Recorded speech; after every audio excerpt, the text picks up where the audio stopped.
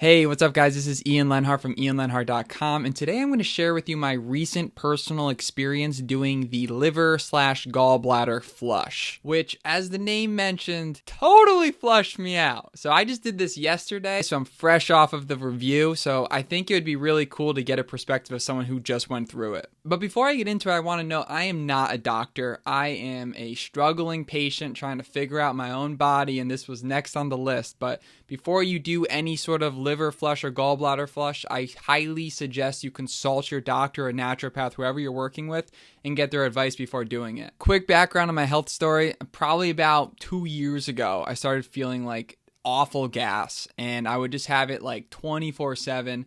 And I just kind of like scrunched it off like it's no big deal, but like it was low key becoming absolutely awful.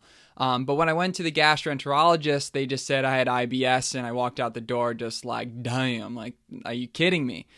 Eventually, it really got bad. I started having a really bad light sensitivity as well as noise sensitivity. I was constipated beyond belief, and that led to chronic migraines, and the migraines just sucked, like totally sucked. It like took me out of life.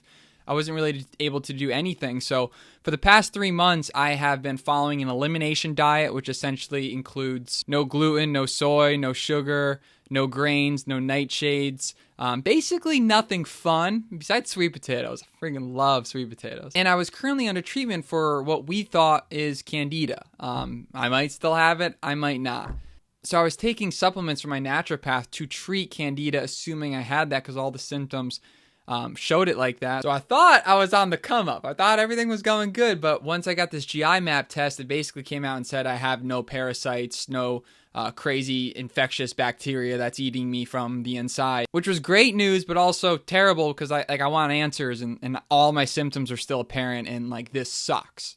So that's where I got to this liver cleanse. My naturopath said, okay, since we've already looked at the digestive tract, we've already looked at the stomach, the next thing on the list would probably be your liver or your gallbladder. So let's address those. So I went ahead and watched a few videos and checked out people's experiences with the liver flush. And I saw mixed reviews. Some people were all about it. Some people were like, stay away from it. And honestly, the idea of ingesting epsom salts was just kind of sketchy to me because, I thought you bathe in those. But I've also saw that the cleanse is done many different ways. I'm going to show you the way I just did it, and I'm still here the next day, so I think it's okay.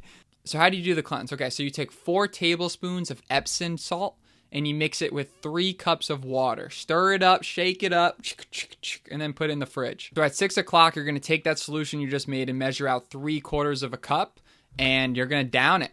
And you're going to find definitely doesn't taste great. I can see why some people would hate it. There is an alternative. My doctor mentioned that you can substitute the 3 cups of water with 3 cups of grape juice instead. This way you're not feeling that unpleasant taste of magnesium sulfate. So then 2 hours go by, and then at 8 o'clock you're going to do the exact same thing. Pour 3/4 cup of the concoction you just created, and you're going to down it. So here comes the interesting part. At 10 o'clock, you're going to take 1/2 cup of extra virgin olive oil. Try to get the organic. I mean, in this situation, it probably makes sense.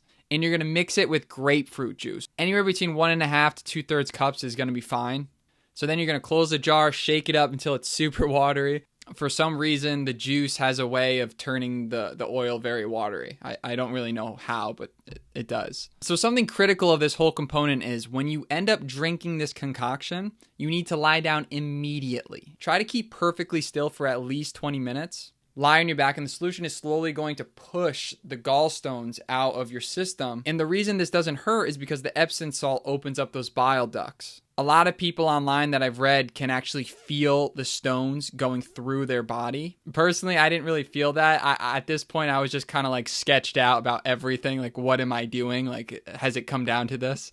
But I stuck it out and then went right to bed. It's recommended you go to sleep right away as soon as you can once you drink the solution to have best results. I ended up waking up at 3 a.m. with like terrible cramps in my stomach, and I was just like, oh, this blows. I'm assuming that doesn't happen as bad to other people, but I personally have had constipation issues, so that's why I'm trying to do this cleanse to alleviate that. Eventually, I went back to bed, woke up at 7:30. The next step is you're going to drink another 3/4 cups of the solution you created with the Epsom salt in the water. And 2 hours later, you're going to drink the 4th portion of the 3/4 cups of Epsom salt and water. Now, I was skeptical about this whole thing up till about 9:30 in the morning, where it was just like, my body just let it all out, where everything just started working in overdrive, and I was in and out of the bathroom maybe about 25 times over the next hour and a half. But man, I had no idea I had this much stuff in my system. I was just like blown away. But overall, I'm a big fan of the cleanse. It freaking worked. It cleaned me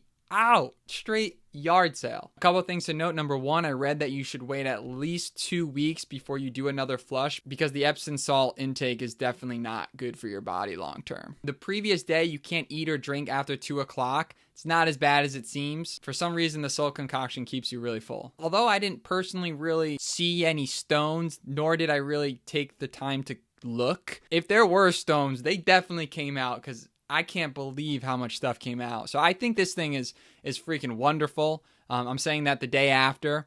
So hopefully, I'm still here in a week. So yeah, that's it. But I appreciate you guys checking out this video. I hope it helps you on your personal health journey. So if you found value in this video and would like to see more videos and tutorials, also, if you're into podcasts, check out my podcast, Len Jones Party of Two. And you already know it is a damn good day to have a damn good day.